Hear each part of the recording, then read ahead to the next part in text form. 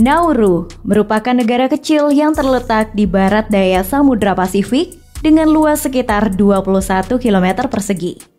Saking kecilnya negara ini, bahkan tidak memiliki ibu kota.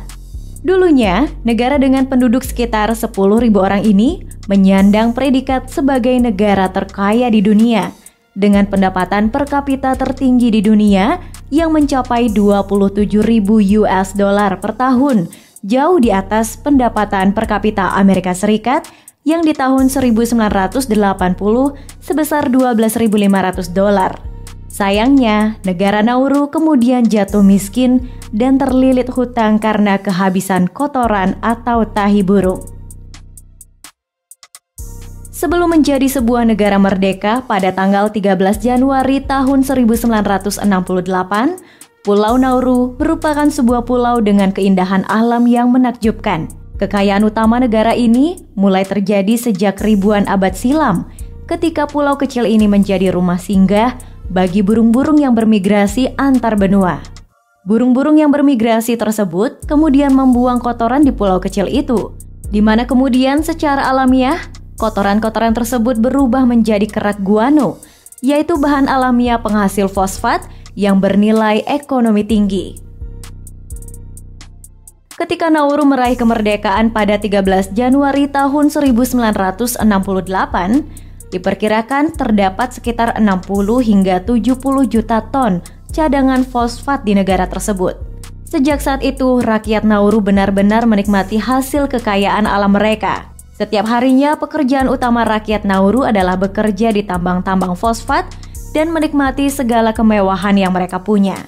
Tidak hanya memiliki uang yang berlimpah, pemerintah Nauru juga membebaskan pajak dan memberikan subsidi perumahan secara besar-besaran. Mereka memberikan pelayanan publik secara gratis, mulai dari rumah sakit, sekolah, transportasi, layanan air bersih, listrik, dan lain sebagainya. Selain itu, banyak pemuda Nauru yang dikirim ke berbagai universitas bergengsi di Australia dengan biaya dan subsidi penuh dari pemerintah. Bahkan hanya untuk berbelanja saja, seluruh rakyat Nauru akan berbelanja di Australia atau Singapura dengan menumpang pesawat yang tiketnya sudah ditanggung gratis oleh negara. Pada tahun 1976, produksi fosfat di Nauru mencapai 2 juta ton per tahunnya dengan harga 60 juta dolar Australia per tonnya.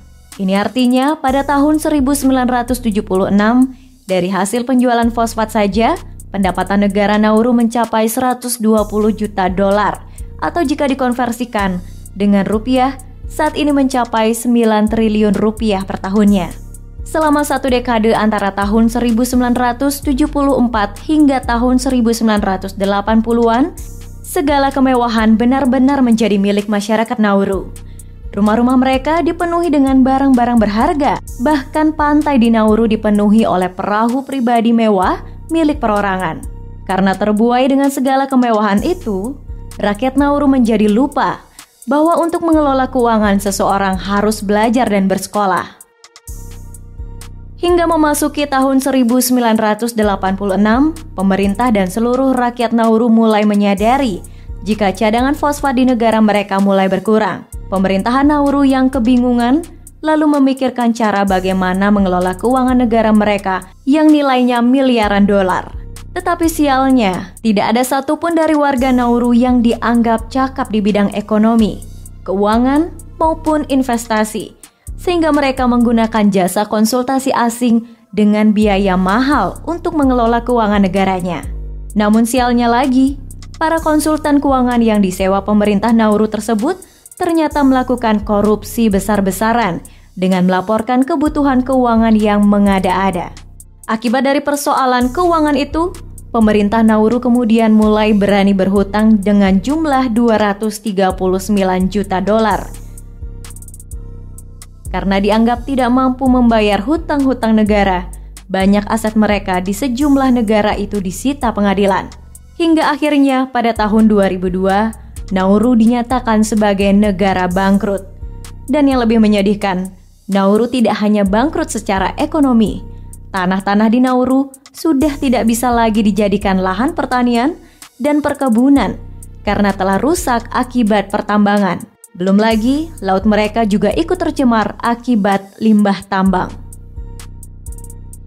Sejak saat itu, hidup rakyat Nauru benar-benar bersandar pada bantuan FAO melalui makanan siap saji yang kaya karbohidrat, tinggi kadar gula, dan bahan pengawet, yang berdampak pada meningkatnya penderita penyakit obesitas yang parah di negara tersebut.